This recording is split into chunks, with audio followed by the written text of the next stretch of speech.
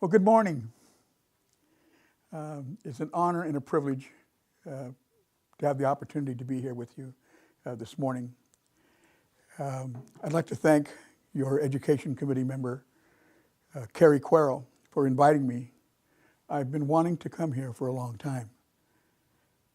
I'd like to thank Brenda Montero, who is responsible for this excellent education program.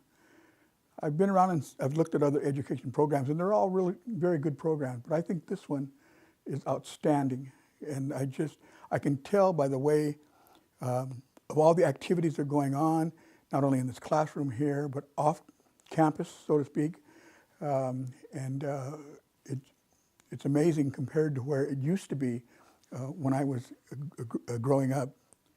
I'd also like to thank Felicia Bronner for coordinating this presentation for me this morning. I'm Anthony Pico, and for 26 years I was the chairman of the Viejas Band of Kumeyaay. And I retired 2 years ago. And I'm very, very lazy by nature. And so I was very content just to stay home, watch TV, watch sports, CNN, Judge Judy, and watching the sun go up, watching the sun go down, not really having any obligations or any commitments. Because for 26 years, man, it was like boom, boom, boom, boom all the time. And I was just enjoying my time, and I was envisioning the rest of my life just being a time of ease for me. And I was very happy in retirement. And then a friend of mine went to Tucson, Arizona, and he went to a workshop, or it was a seminar. Yeah, it was a seminar, and where he got some information on issues of childhood trauma. And he brought them back, and he showed it to me, and I started reading this stuff. And I was very, very not only moved, but encouraged, because I could really see myself in what he had given me. I started to understand why there were relationship issues in my life. I could understand why early in my education career I didn't obtain the academic pursuits that I had envisioned for myself. I could understand why I became addicted to alcohol and drugs. And I could understand why my health was affected, my physical health, my emotional health, my mental health, and my spiritual health. And I learned that the amount of childhood trauma one experiences, the greater degree of problems one will have in life, and a shorter lifespan that we will have. Last year in July, I made a presentation to our general citizenship. And what I wrote then was, and I quote, "Childhood trauma has terribly affected our community here at Viejas in ways we don't quite understand. But today, I can tell you, today we do understand. Childhood trauma is the overwhelming reason we suffer addictions. It causes diabetes, cardiovascular and respiratory diseases, cancer, autoimmune diseases, diabetes, strokes, and various organ failures.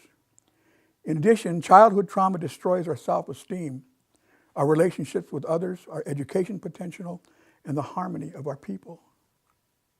It prevents us from living a life filled with joy, achievement, and relationships, and a spiritual awakening that our ancient people had cultivated.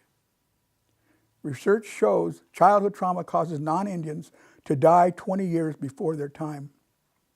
For Indians, we die 30 and 40 years before our time. In the United States, the life expectancy for men and women is 79 years. If you were a citizen of the country of Haiti, the poorest country in the Western Hemisphere, your life expectancy would be 63 years.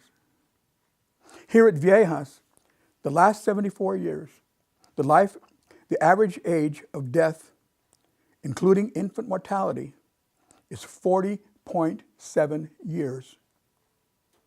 When I found this out, I was absolutely shocked and stunned.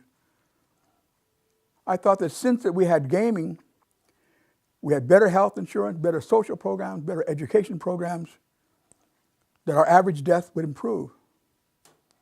I was wrong.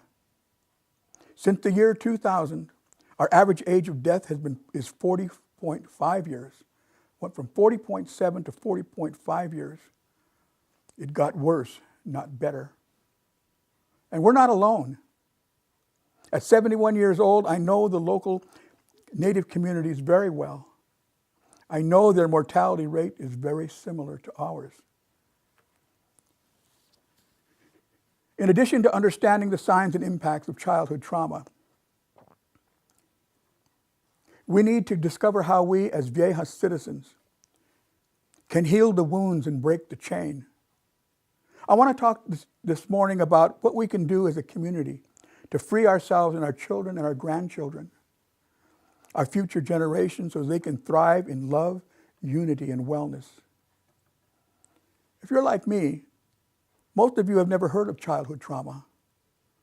So here's how critical it is. It's the main culprit that stands between us and healthy communities.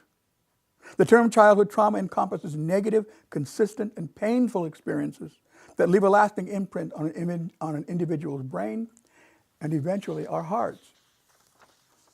It's the trauma our parents inherited from their parents. It's the terrifying and unresolved historic trauma passed along from generation to generation.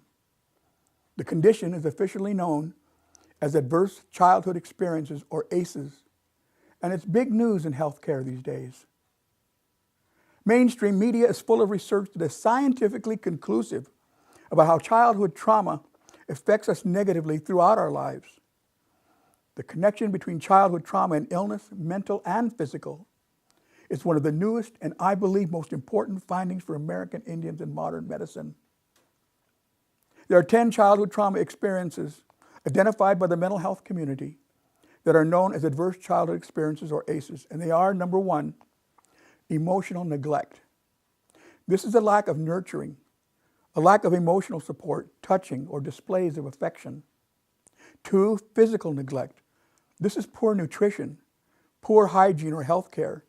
This is where primary caregivers or their parents, for whatever reason, don't take their kids to the doctors or to the dentist. Then there's homelessness. This is when kids start acting out and they get kicked out of their houses. So why do they get kicked out of their homes? Well, I think they're acting out because of the childhood trauma issues that are going on within those homes. Some people call those kids throwaway kids. And there's a lack of protection from others. This is when our children are being bullied on a daily basis in school, especially our LGBTQ two-spirit community, gay and lesbian students. I'm telling you right now, I know this for a fact, that bullying goes on at Granite Hills High School on a daily basis for our kids that are gays and lesbians.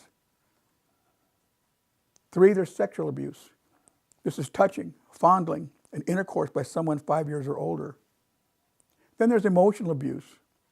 This is being yelled at by parents, ridiculed by parents, being humiliated, being put down by family. Oftentimes parents will allow their siblings to call each other names and treat each other unmercifully, saying, "You're fat, you're ugly, you're skinny, you're black, you're white, you're stupid." This has a devastating effect on a child, and we don't even know it, because the child is not going to act up until later, and that child will act up. 5, there's physical abuse. This is not being spanked, it's being kicked, punched, slapped, and beaten. And number 6, single-parent families through divorce or separation, or the loss of a parent through death.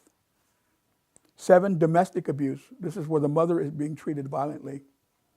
What can happen is the father is beating up the mother, there's blood all over the floor, and the kids are screaming and crying and absolutely terrified. The eventual effect on that child is absolute. And number 8, there's one or both parents are alcoholics or drug addicts. Number 9, a household member is chronically depressed, suicidal, institutionalized, or mentally ill. And number 10, a household member is incarcerated in jail or in prison. Recently, they've added 2 more, prejudice and racism and witnessing violence. Do these sound familiar? They should. Our Native communities experience the highest percentage of these conditions of any group in the United States. In the original study of childhood trauma, researchers were surprised by the high percentage of childhood trauma symptoms in older, white, middle-class Americans.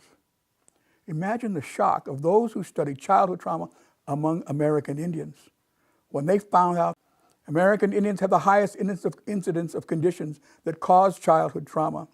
We carry the pain of childhood trauma in our bodies, hearts, minds, and souls, and unknowingly, we pass them on to our children.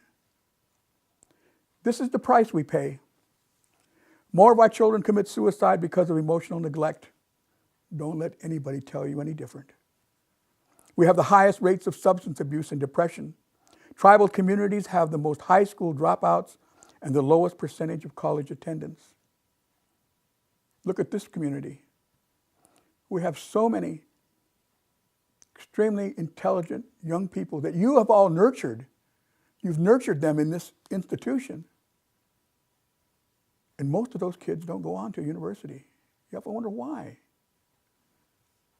We suffer the highest death rates of any ethnic group, from homicides, suicides, unintentional accidents, and injuries.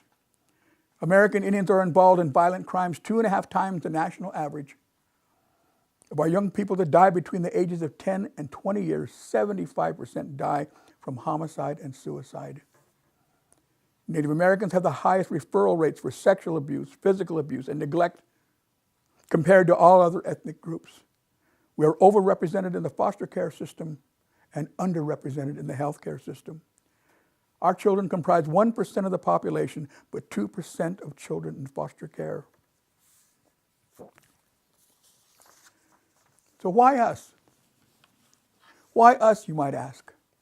Why are we the ones that suffer the worst of all human statistics in this country? Research is highly suggestive that trauma can be carried through our DNA.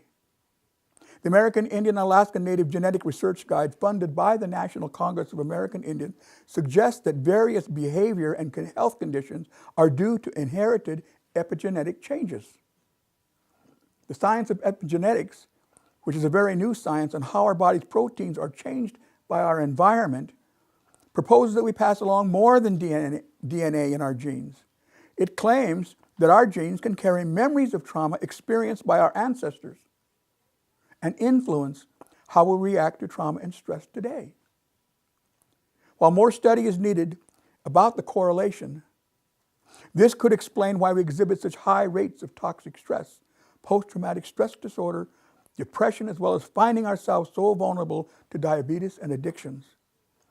It could also explain why we continue to pass along childhood trauma arising from the disruption of our society, our culture, and our former way of life.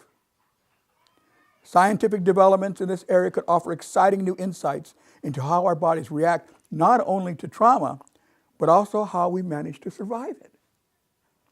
Blaming is not productive. However, I believe it's important to understand the historic sources that have generated trauma in our communities and still do. I believe poverty and isolation are contributors, but more importantly, are the decades of misery and social displacement.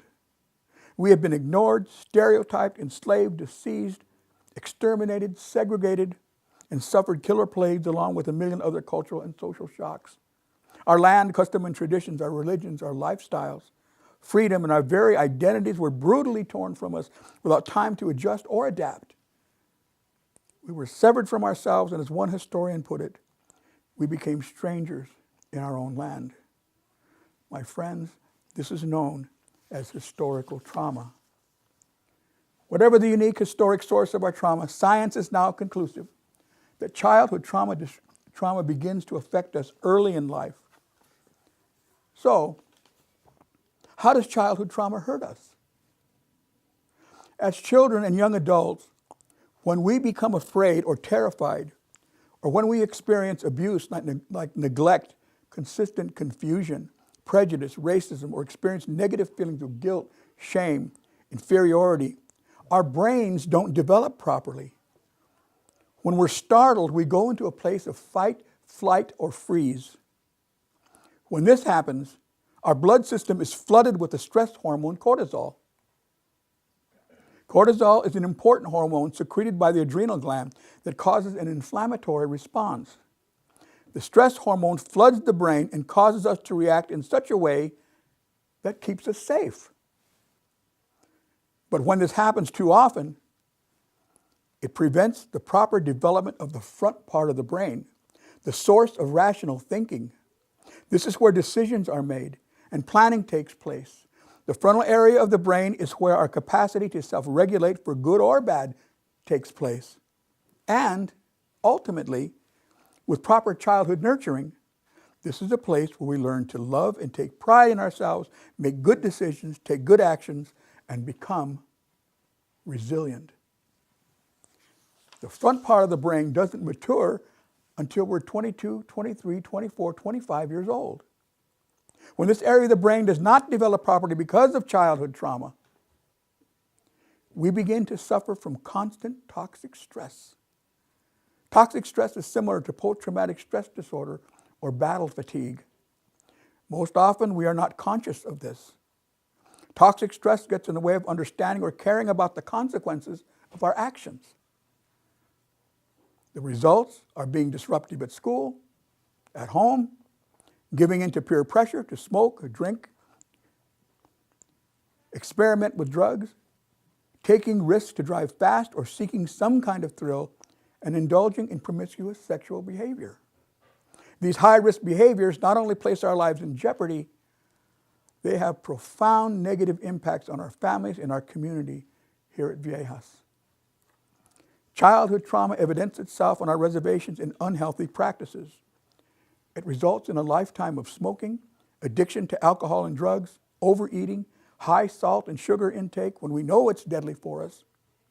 Toxic stress of childhood trauma is also characterized by an inability to develop healthy relationships, a poor self-image, and bouts of depression. The emotional impact of high-risk behavior eventually takes its toll on our bodies, manifesting and causing an illness and disease. These include cardiovascular or respiratory diseases, diabetes, various organ failures, autoimmune diseases, strokes, and cancer. That's why we die way before our time. I don't know about you, but this explains a lot to me. I didn't know any of this. In hindsight, I realized that I was the Indian poster boy for the effects of childhood trauma, as a young man, as an adult, and as a parent. We cannot blame ourselves or our parents for what they didn't know, and for what we didn't know. Adding guilt and shame is not going to heal us. It will simply produce more toxicity. The healing we seek will come from making our communities aware of childhood and historical trauma, its sources and consequences. That's why I chose to talk about this morning, with the hope that we can begin to shed some pure healing light on the origins of self-destructive, hurtful behaviors and lifestyles. Once our communities and families become aware of childhood trauma, I believe we will begin to end the continuum of pain. As a community, as a people, we can find the path for getting beyond the experience that have victimized many of us and move forward, not only as survivors, but as resilient new generations of Viejas tribal citizens. The first step is creating trauma-informed communities. That's what this presentation is all about. People willing to discuss this issue. The second step is to seek help and find to change destructive patterns. This will take tremendous courage. And this is where mutual support and empathy that we give to each other will be our greatest medicine. I definitely believe that there was a place for Native American traditional medicine practices and ceremony to help heal our people. We have several people in our community who are healers that we can seek out.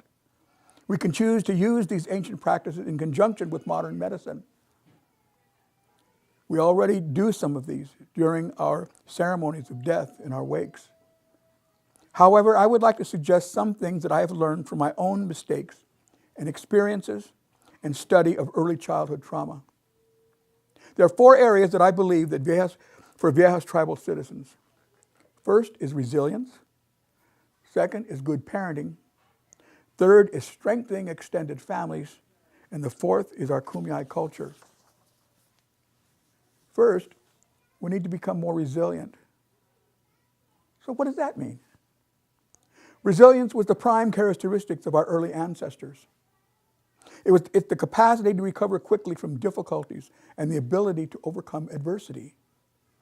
That may be hard for us, given the steady dose of catastrophes our people have endured. Native people's capacity to maintain culture and a sense of who we are in the face of our traumatic history strongly suggests an inherited resilience or biological resilience. If we just have someone who loves us, not indulges or spoils us, but loves us enough just to be on our side, then it's easier to grow resilience, to grow self-worth and self-esteem, as well as an easygoing rather than an angry temperament. It's self-esteem that allows us to stand up for ourselves and make good decisions. One of the best gifts that we can give to a child is just to be on their side. When a parent or primary caregiver really believes children are sacred, and the parent passes that message to the child begins to develop resilience.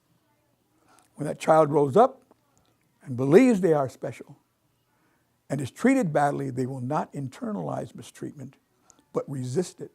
They will know they deserve better. It's also paramount that children have a strong relationship with at least one adult, a parent, extended family member, a school counselor, a coach, a teacher, a tutor. Resilient children had one adult who cared for them unconditionally and who they trusted. Where there is a trust relationship, the adult can be a teacher, not only in a traditional sense, but also as a healthy emotional surrogate and example. And this is where grandparents and godparents can be most effective.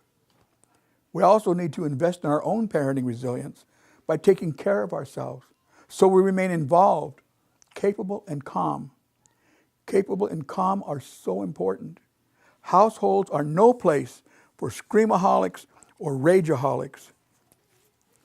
Parents screaming at each other or their children absolutely terrifies them. Parenting classes are so important, and I'm glad that you provide parenting classes here at this institution.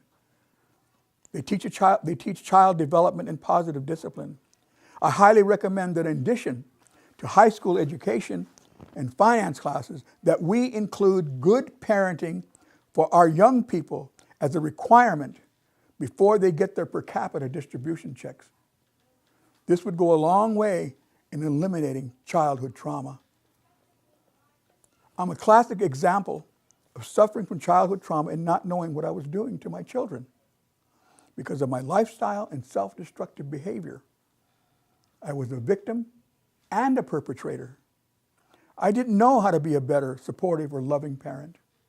I had only my parents and peers as role models. That's why it takes a community effort to develop positive role models.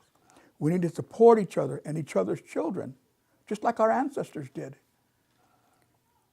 If we are to recover the resilience of our ancestors and allow our Creator to heal us. We're fortunate. We have extended families. We need to build on this to ensure that there is someone who the child can go to for whatever reason. If the parent is not available. That old saying, it takes a village to raise a child, is important here. In Native families, this has been true from generation to generation. Extended families can serve as a valuable resource which supports the child in all circumstances. These families meet often to celebrate the child's achievements, birthdays, graduations, first communions, confirmations, share holidays. Children learn they are sacred and special when many family members and their social support system in their communities honor them in their triumphs. It's so very important. Let's continue to learn more about and express as best we can our culture. Many people in our community who do the best they can to be involved with our cultural expression strongly believe, like I do, that our culture is an indispensable necessity in healing our past trauma and is very important to the well-being of our children. Let's remember our ancestors' values, strengthen our language programs like you're doing here at this institution, continue to learn and sing and dance as they did, participate in cultural gatherings, make a special effort to attend funerals, wakes, and anniversaries of death, and take our children. I know this is difficult, but being Kumeyaay, engaged in our culture, is not always easy. Life is not supposed to be easy. The pursuit of an easy life or chasing that bluebird of happiness will not build resilience. Our ancestors understood that happiness, self-worth, and purpose comes through dedication and sacrifice on behalf of our community. These ancient values would deliver us from childhood trauma. This may take a generation or two. However, it will not happen, cannot happen, unless we who can start now by being aware of adverse childhood experiences or ACEs. Once we are aware, it will be unethical for us to look away. We as Native Americans are the ones who have been devastated by childhood trauma the most. It began when the blood of our ancestors blessed this country's soil after the first generation of European arrival. We have suffered long enough. We no longer have to be victims of an unseen offender.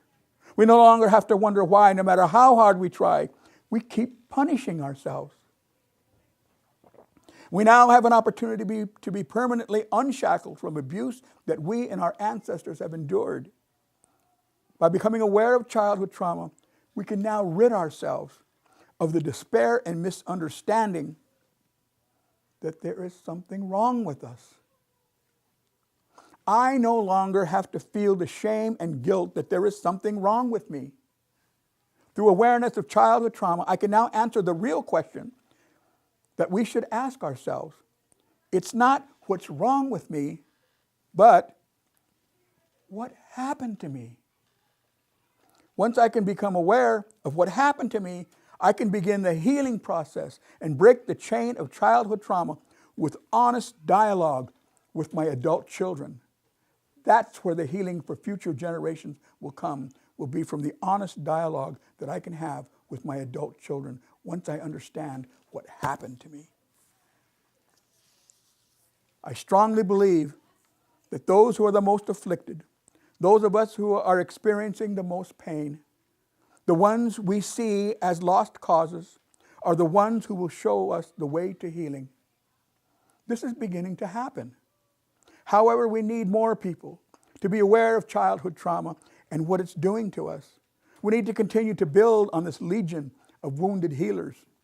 It will take a generation or two, but it will happen.